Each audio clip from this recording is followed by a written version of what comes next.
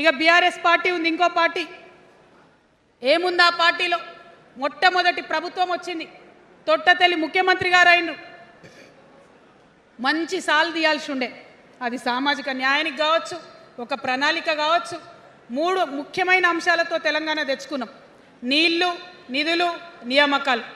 ఏం చేసింది BRS party? నీళ్ల కోసం 10 సంవత్సరాలలో 1,89,000 కోట్ల రూపాయలు ఖర్చు పెట్టింది. 1,89,000 కోట్ల రూపాయలు ఖర్చు పెట్టి ఎన్ని ఎకరాలకు నీళ్ళు ఇచ్చిందంటే 14 లక్షల ఎకరాలకు నీళ్ళు ఇచ్చింది. అందులో 2 పెద్ద ప్రాజెక్టులు, ఒకటి పాలమూరు, ఇంకోటి కాళేశ్వరం. ఆ రెండిటికి కలిపి 1,21,000 రూపాయలు ఖర్చు పెట్టింది. ఎన్నిటికి నీళ్ళు ఇచ్చిరాయా? ఎన్ని ఎకరాలకంటే 1,00,000 ఎకరాలకు నీళ్ళు ఇచ్చిరు. ఈ మాట బాధతో చెప్తున్నా. నేను కూడా బీఆర్ఎస్ అప్పుడున్న టీఆర్ఎస్కి నేను కూడా నా రక్తాన్ని, నా చెమటని, నా సమయాన్ని కుటుంబంతో, పిల్లలతో గడపాల్సిన టైంలో టీఆర్ఎస్ పార్టీ బలోపేతానికి పనిచేసిన వ్యక్తినే నేను కూడా.